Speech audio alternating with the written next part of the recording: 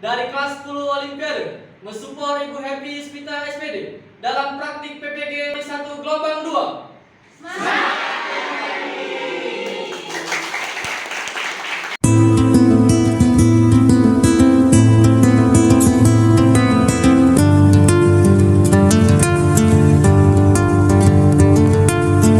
Bismillahirrahmanirrahim. Assalamualaikum warahmatullahi wabarakatuh. Kepada yang terhormat Bapak Ibu dosen penguji PPG dalam jabatan kategori 1 gelombang 2. Perkenalkan, nama saya Happy Yuspita. Saat ini saya mengajar di unit kerja SMA Muhammadiyah 1 Palembang. Hari ini, Selasa, 13 Juni 2023, saya akan melaksanakan praktik pembelajaran materi ekosistem di kelas 10 Olimpiade. Selamat menyaksikan. Wassalamualaikum warahmatullahi wabarakatuh.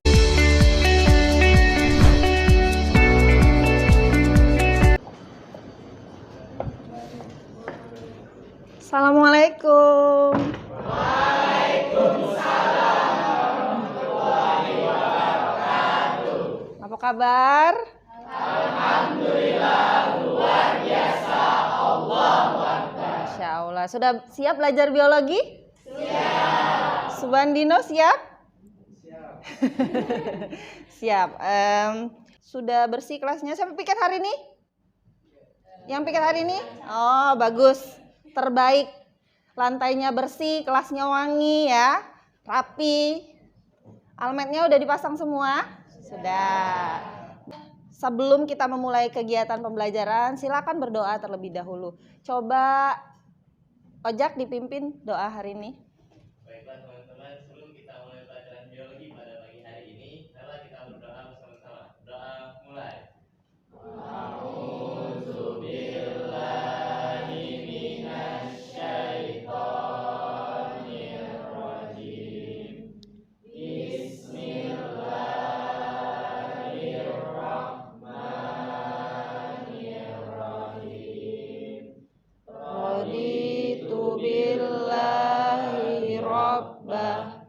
Wabil islami dina wabil muhammadin nabiyya wa rasulah rabbi zidni ilma warzuqni fahma.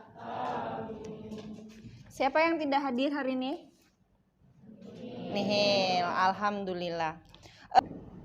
Ini untuk memupuk rasa nasionalisme kita, coba berdiri kita menyanyikan lagu Garuda Pancasila. Tolong Siti dipimpin.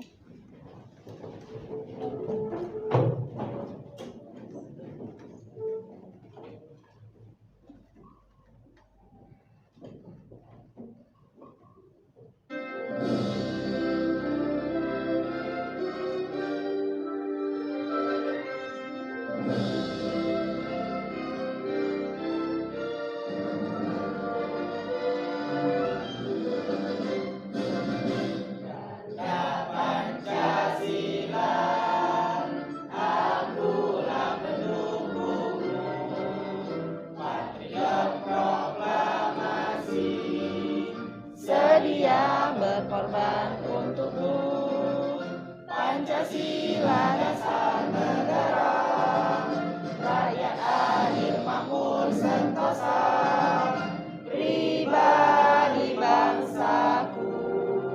Ayo maju, maju, ayo maju, maju, ayo maju, maju. Baik, terima kasih. Silakan Siti, yang lain silakan duduk kembali. Masuk ke materi ekosistem. Nah, kalau kemarin kita belajar apa? Komponen ekosistem. Masih ingat ya? Kira-kira masih ingat komponen ekosistem? Nah, hari ini kita akan membahas materi masih seputaran ekosistem, tetapi kita akan membahas materi interaksi yang terjadi di dalam ekosistem. Ya, coba siapa yang masih ingat? Di dalam ekosistem itu nanti sabar. Ya. Malu. Di dalam ekosistem itu komponen pendukung penyusunnya ada apa saja? Komponen ekosistem ada apa saja? Wow, memang tidak diragukan keolimpiadeannya ya kelas ini ya. Coba itu tuh yang belakang. Saya. Ya. Baiklah, terima kasih. Assalamualaikum warahmatullahi wabarakatuh. Perkenalkan, nama saya Saiban Yurmianto. Dari dua komponen. Yang pertama itu komponen biotik dan komponen abiotik. Komponen biotik itu meliputi makhluk hidup dan komponen abiotik meliputi makhluk tak hidup. Baik, coba tepuk tangan untuk sebanyak. Coba dilihat di tayangan slide Ibu. Ada gambar apa itu? Kupu-kupu sama bunga ya. Kenapa kupu-kupu itu suka nempel di bunga? Kenapa dia tidak nempel misalnya di tempat lain, di sampah ya? Kenapa dia sukanya di bunga? Coba siapa yang bisa jawab? Ya, Bu. Oke, Citra silakan. Kalau menurut Citra, kupu-kupu suka nempel di bunga tuh untuk ngisap nektarnya, buat mempertahankan kelangsungan hidupnya, juga dapat bermanfaat untuk bunganya sendiri. Oke, bagus sekali, tepuk tangan. Ada jawaban lain kira-kira? Menurut Bibil, Bu, dari gambar yang Bil, ada ngomongnya, Bil. di slide PPT itu, seperti yang dibilang Citra tadi kan, bahwa dari interaksi dari antara kupu-kupu dan bunga ini sama-sama saling menguntungkan.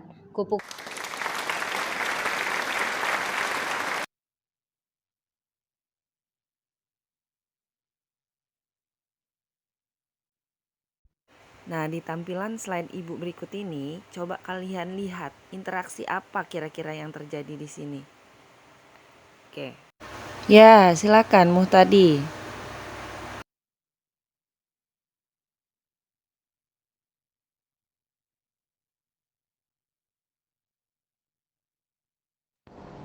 Menurut saya, di dalam ekosistem sawah terjadi banyak interaksi, di antaranya interaksi padi dengan tanah, interaksi padi dengan matahari, dan interaksi lain seperti ada belalang yang memakan padi.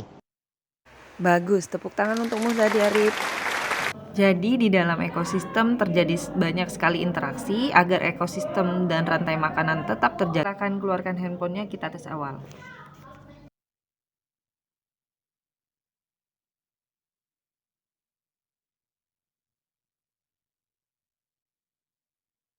Jangan lupa pakai wifi sekolah yang kecepatannya seperti Lamborghini.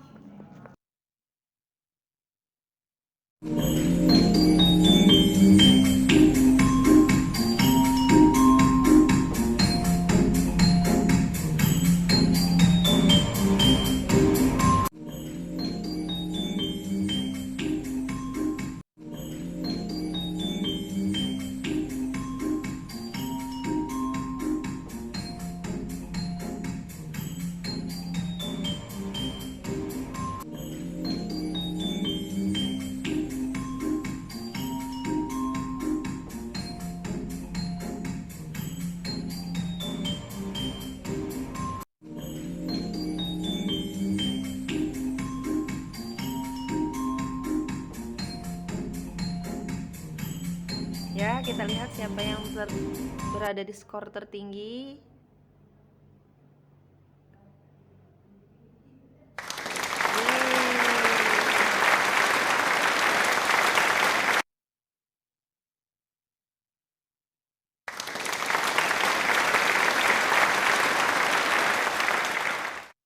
Selamat bagi yang sudah mendapat skor tertinggi, dan bagi yang belum mendapat skor tertinggi, nanti setelah proses pembelajaran kalian bisa mencapai skor maksimum. Untuk tujuan pembelajaran hari ini, yang pertama melalui pengamatan video ya, kemudian PPT, diskusi dalam kelompok, kalian diharapkan bisa menganalisis bagaimana interaksi di dalam komponen ekosistem dengan benar. Kemudian melalui pengamatan video, PPT, nanti kamu diharapkan bisa menciptakan solusi permasalahan tentang bagaimana menciptakan keseimbangan di dalam ekosistem berdasarkan analisis tersebut ya, dengan tepat. Nah, jadi paham ya tujuan pembelajaran kita hari ini. Kemudian apa saja aspek yang dinilai? Yang pertama ada asesmen formatif.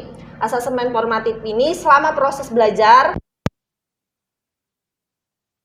Ibu akan menilai sikap kalian. Kemudian ada asesmen sumatif, merupakan penilaian pilihan ganda yang kita akan adakan di akhir pertemuan.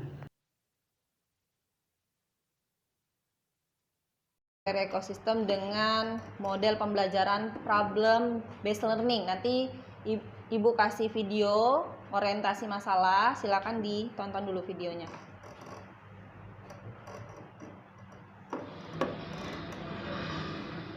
Indikasi pencemaran Sungai Musi didukung oleh fakta semakin sulitnya ditemukannya ikan di Sungai Musi, seperti jenis bau pisang, kapiat.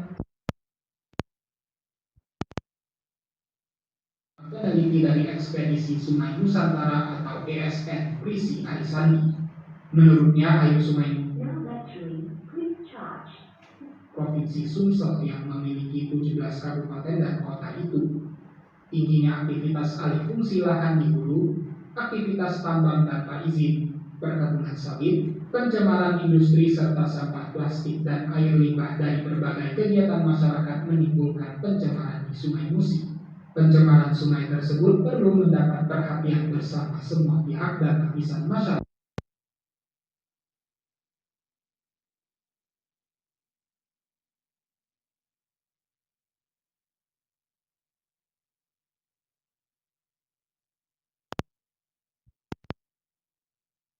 Di sepanjang daerah aliran sungai untuk memenuhi kebutuhan hidup sehari-hari dan sebagai bahan baku air minum. Dalam pengambilan sampel air di Sungai Musi menunjukkan tingginya kadar logam berat mangan dan tembaga yang mencapai 0,2 ppm. Standarnya tidak boleh lebih dari 0,03. TNI Sumsel melaporkan. Baik.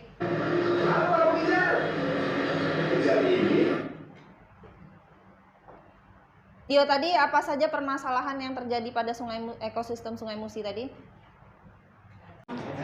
Dari video yang ditayangkan tadi ada 2 permasalahan yang ditemukan. Yang pertama itu air sungai yang keruh, terus yang kedua itu populasi ikan yang sulit ditemukan. Ada lagi yang mau ngasih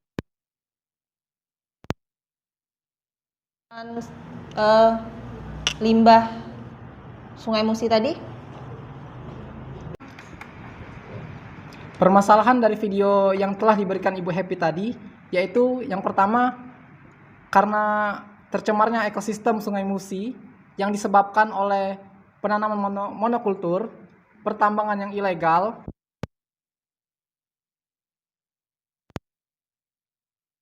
di sungai tersebut. Oke, bagus. Silakan yang depan balik ke belakang.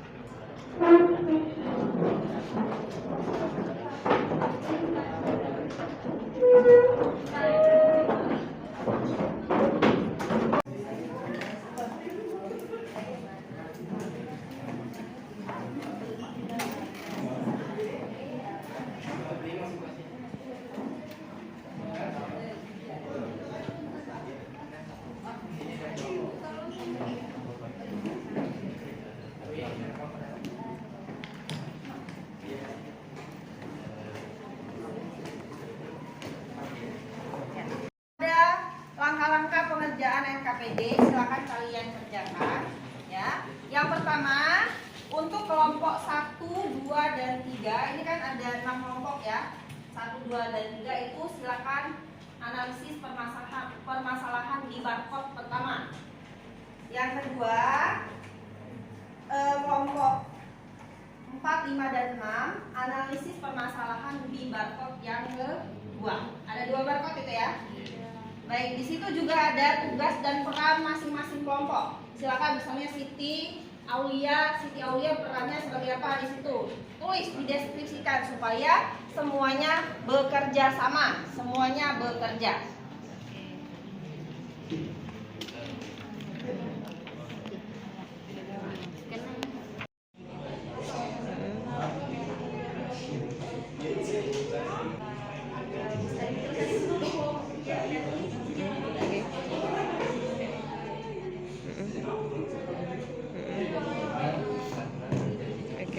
Lagi.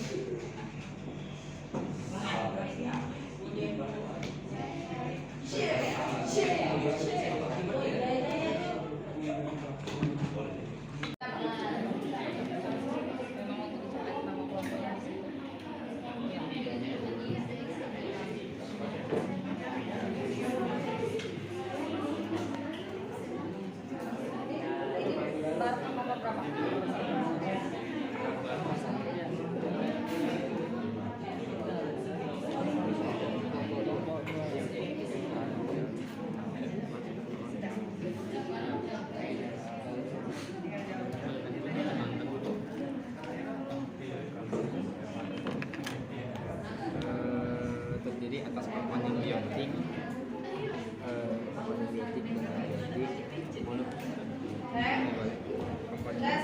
dimasukkan di sini ya. Kamu video nomor 2, barcode nomor ini ya. Jadi permasalahannya kamu analisis dari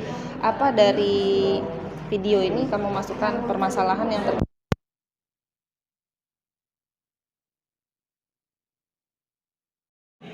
silakan di-scan barcode-nya.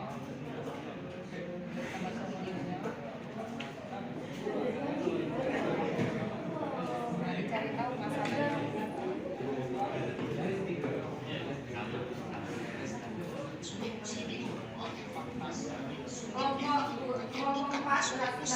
Seperti jenis bau pisang, kapiak, tapak, dan ikan belida. Ini diterapkan oleh salah seorang peneliti dari ekspedisi Sungai Nusantara tahun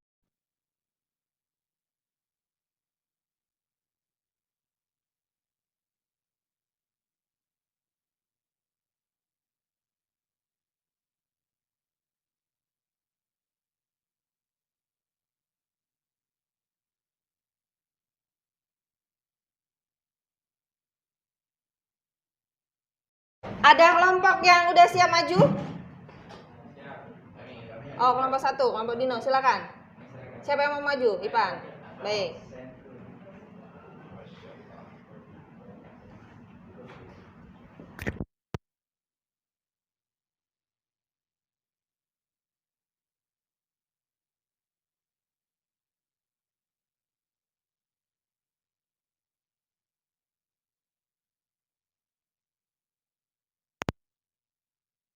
Nah, di sini saya akan memaparkan hasil masalah beserta jawaban yang kelompok saya dapatkan.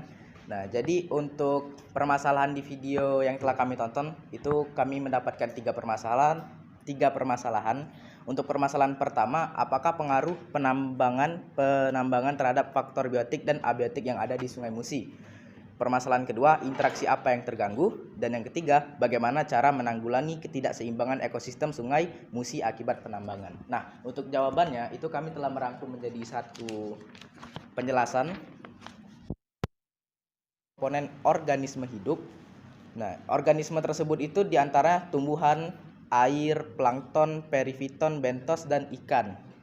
Nah, akibat penambangan itu maka terjadi perubahan warna air sungai menjadi coklat disebabkan karena air bercampur dengan tanah sehingga mengganggu penetrasi cahaya masuk ke dalam sungai yang akan menyebabkan gangguan terhadap rantai makanan dan jaring makanan di dalam sungai tersebut. Baik, sekian materi yang dapat kami sampaikan. Apakah ada yang ingin ditanyakan? Ya. Baik, silakan. Baik, silakan. Assalamualaikum warahmatullahi wabarakatuh. Waalaikumsalam warahmatullahi wabarakatuh. Perkenalkan, nama saya Muhammad Zaki Putra Agnawan dari kelompok 2 ingin bertanya, apa yang terjadi jika rantai makanan di dalam air itu terganggu? Apa terjadi sesuatu, yaitu apa yang terjadi sesuatu yang berbahaya?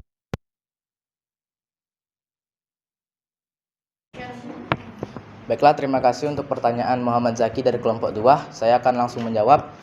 Kita bisa ambil contoh phytoplankton yang ada di dalam Sungai Musi. Itu membutuhkan cahaya matahari untuk berfotosintesis. Nah, jika cahaya matahari itu susah masuk ke dalam sungai, maka otomatis fitoplanktonnya tidak bisa melakukan fotosintesis. Nah, jika tidak bisa melakukan fotosintesis, itu akan mengganggu konsumen satu atau herbivore untuk mencari makanan. Nah, baik, apakah masih ada pertanyaan? Sepertinya tidak ada. Saya akhiri. Wassalamualaikum warahmatullahi wabarakatuh. Waalaikumsalam warahmatullahi wabarakatuh.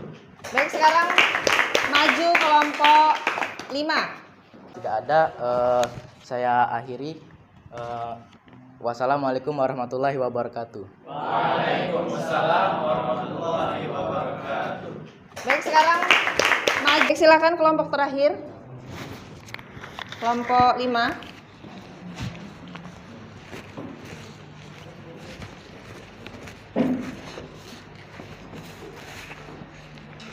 Assalamualaikum warahmatullahi wabarakatuh.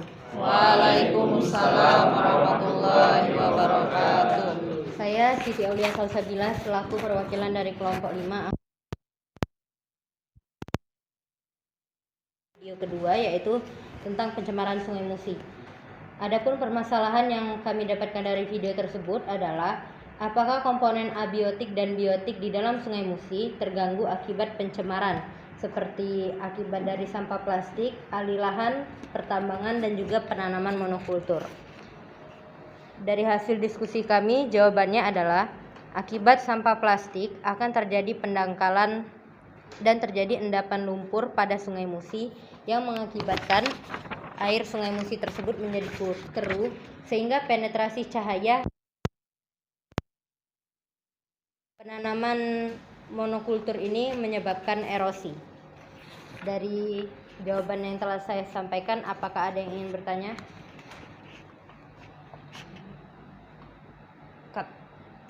Penjelasan yang sudah saya sampaikan, apakah ada yang ingin bertanya? Ya, silakan ke atas. Assalamualaikum warahmatullahi wabarakatuh.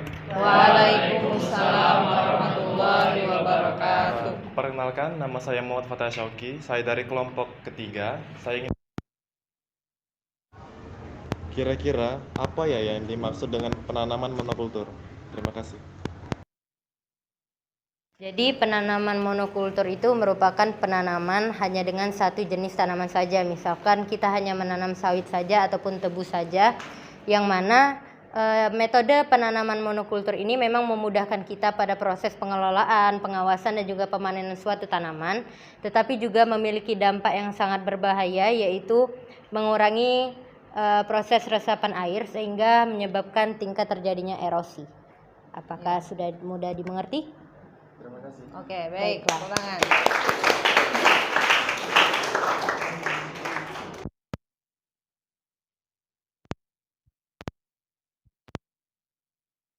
Assalamualaikum warahmatullahi wabarakatuh. Waalaikumsalam warahmatullahi wabarakatuh. Oke, kelompok sudah maju, presentasinya sudah sangat baik ya. Ada yang bisa menyimpulkan? Saya. Oke, silakan Repa. Assalamualaikum warahmatullahi wabarakatuh. Waalaikumsalam warahmatullahi wabarakatuh. Saya Reva Dina Anissa Putri ingin menyimpulkan pembelajaran hari ini. Jadi kesimpulannya itu adalah di dalam ekosistem itu terbagi menjadi dua, yaitu abiotik dan biotik, dan juga sesama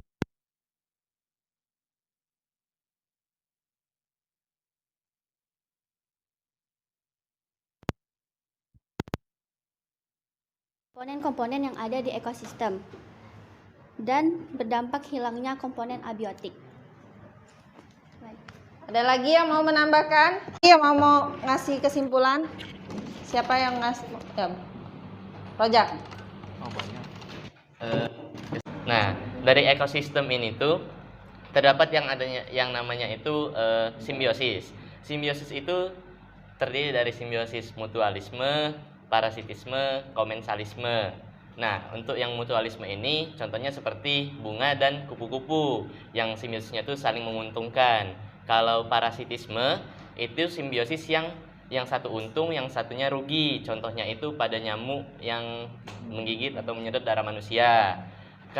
Kalau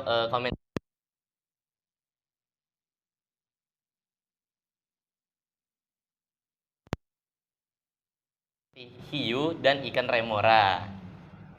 Oke, tepuk tangan untuk Rojak. Ekosistem itu sendiri meliputi interaksi antara komponen makhluk tak hidup. Ketika berada di dalam ekosistem, kedua komponen itu akan mengalami interaksi. Nah, interaksi yang terjadi di dalam komponen ekosistem tadi seperti yang Ibu tampilkan tadi di sawah. Di sawah itu ada interaksi antar sesama komponen biotik. Misalnya interaksi yang terjadi di rantai makanan. Ya. Ada lagi interaksi yang terjadi antara cahaya matahari dengan padi. Itu adalah interaksi yang terjadi antara komponen abiotik.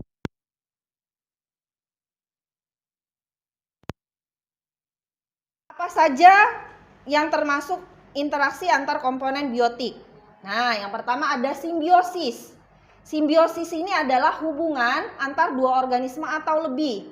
Simbiosis itu sendiri terdiri dari simbiosis mutualisme, parasitisme, dan komensalisme. Nah, kalau mutualisme itu apa? Mutualisme itu hubungan dua organisme yang saling menguntungkan. Jadi, ada dua organisme yang saling berinteraksi dan dia saling menguntungkan. Contohnya adalah kupu-kupu dan bunga, serangga ya. Kupu-kupu akan untung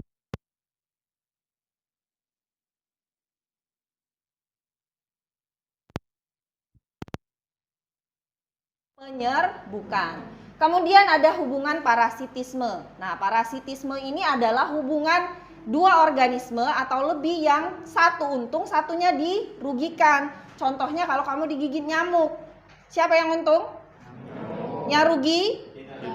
Karena apa? Darah kita dihisap, kita bisa ditulari berbagai macam penyakit lewat gigitan nyamuk tersebut. Kemudian komensalisme. Komensalisme ini adalah hubungan antar dua makhluk hidup, satu untung, satunya tidak merasa diuntungkan dan tidak merasa dirugikan. Ikan hiu ketika dia makan, ikan remora ikut.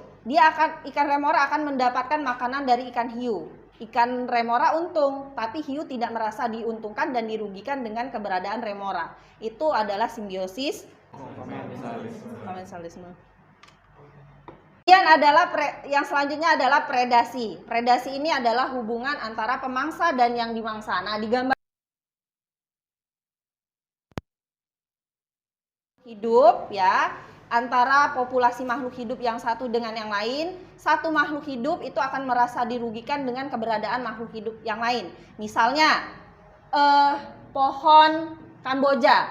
Ketika ada pohon Kamboja itu, maka rumput-rumput yang di bawahnya itu akan merasa kesulitan untuk tumbuh karena pohon Kamboja akan mengeluarkan senyawa yang menghambat pertumbuhan rumput tersebut. Kemudian ada juga bakteri ya, bakteri yang terhambat pertumbuhannya dengan adanya antibiotisme yang lain ya. Baik, di dalam ekosistem itu tadi sudah terjadi interaksi, iya ya, ada interaksi itu. Selain hubungan antara makhluk hidup, di dalam ekosistem juga terjadi interaksi yang kita bisa lihat dari rantai makanan dan jaring-jaring makanan. Kemudian kita juga bisa melihat dari piramida ekologi ya. Tuh. Kemudian apa saja yang menyebabkan perubahan ekosistem? Yang pertama adalah kebakaran hutan. Ketika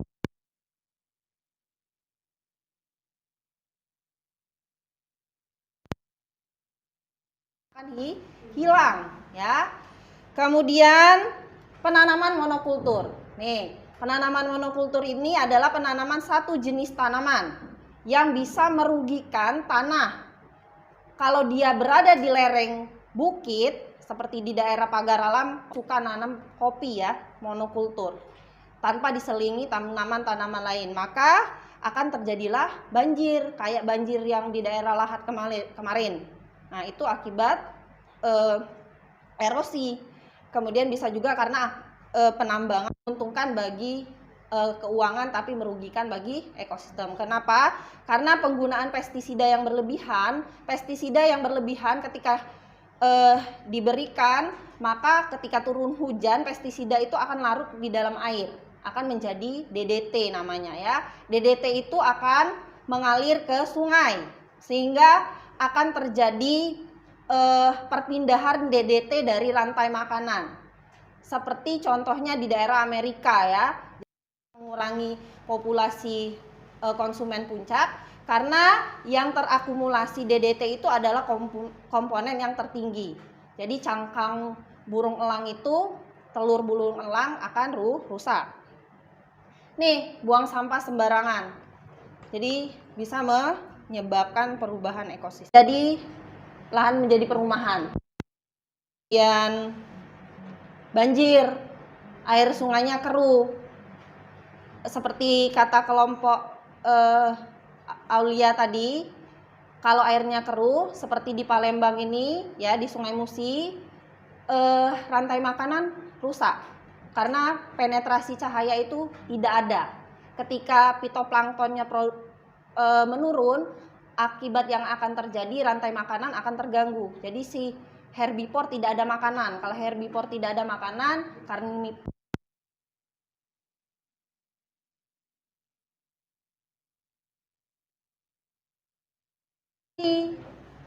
karena rantai makanan yang rusak. Nah, itu. Oke, siap ya?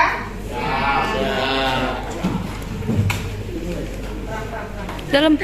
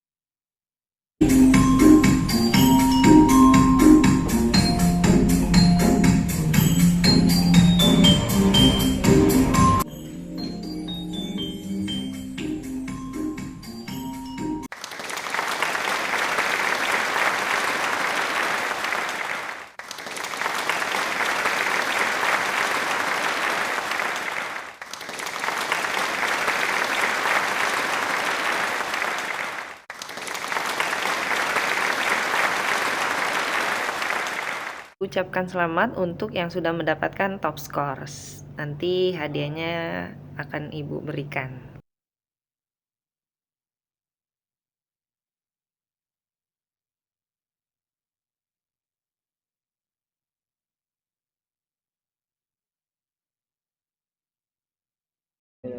Ibu akhiri, wassalamualaikum warahmatullahi wabarakatuh. Untuk pertemuan berikutnya, kita akan membahas materi siklus biogeokimia. Silakan dibaca di